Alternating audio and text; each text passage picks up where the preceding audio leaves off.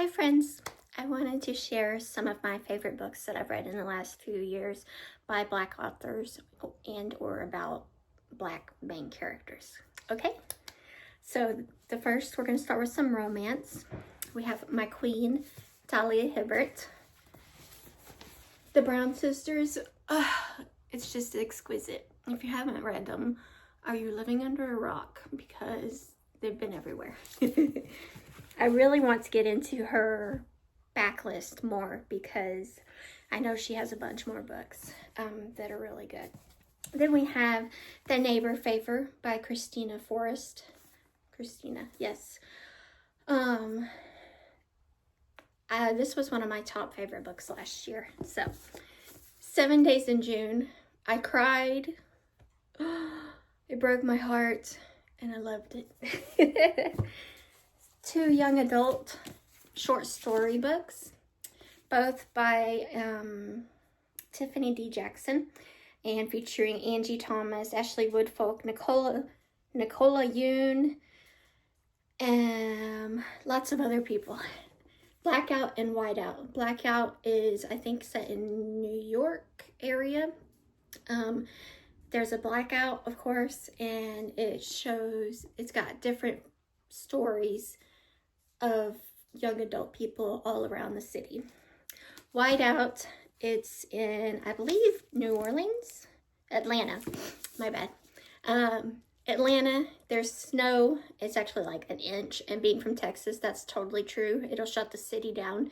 And this one connects all the stories. So you have a bunch of individual stories that connect to the whole picture, and it's really, really sweet. Okay, so in the music area, we've got Let Me Hear a Rhyme. This book, Brooklyn, 1998, Biggie Smalls. Yeah, this was my feels. This was my jam because I love 90s hip hop because that's when I grew up. On the Come Up by Angie Thomas. And then, of course, we have The Hate U Give and Concrete Rose. I actually like Concrete Rose better than The Hate U Give. This one is about Maverick, who is the girl, what's her name? Star. It's about Star's dad as a teenager, and I just really love him. I would like to read more about him. We have The Black Kids by Christina Hammonds Reed.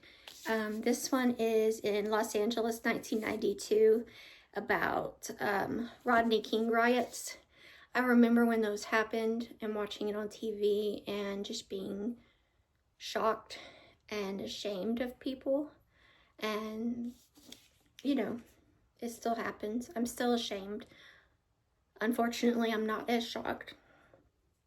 But yeah. So, into the more young adult area, we have Talia Hibbert's Highly Suspicious and Unfairly Cute. It really is very cute. You Should See Me in a Crown. I mean, yeah.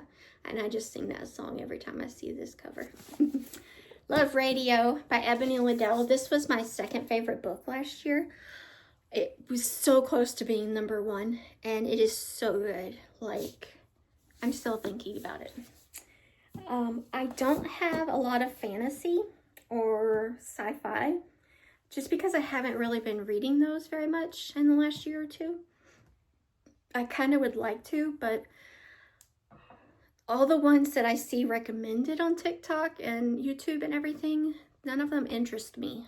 So I need to do some more research, I think. I have some witchy books. Careful, Fifi. My blind dog. I have Witchful Thinking by Celestine Martin. Yeah, this one's really good. And then Wild Seed Witch by Marty Dumas. This one I liked. I love the cover. Isn't that beautiful? And it's a very young adult book. It's 7th grade summer. And she's trying to make a YouTube channel, and then she goes to this witchy school. It's very young, but I do like it enough that I kept it, and I want to just read the sequel as it comes out. So, and then nonfiction. Misty Copeland, the first black prima ballerina in the American Ballet Theater. Did I say that right? American, yeah. And she didn't start dancing ballet until she was a teenager, maybe even high school. It's just an incredible read. I've always loved her. If you've never seen her dance, you should go watch some videos. She's just amazing. She's a beautiful, beautiful dancer. The Body is Not an Apology by Sonia Renee Taylor. The Power of Radical Self-Love.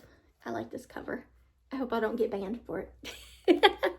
But yeah, if you need to learn how to love yourself, I would check this one out. Hood Feminism.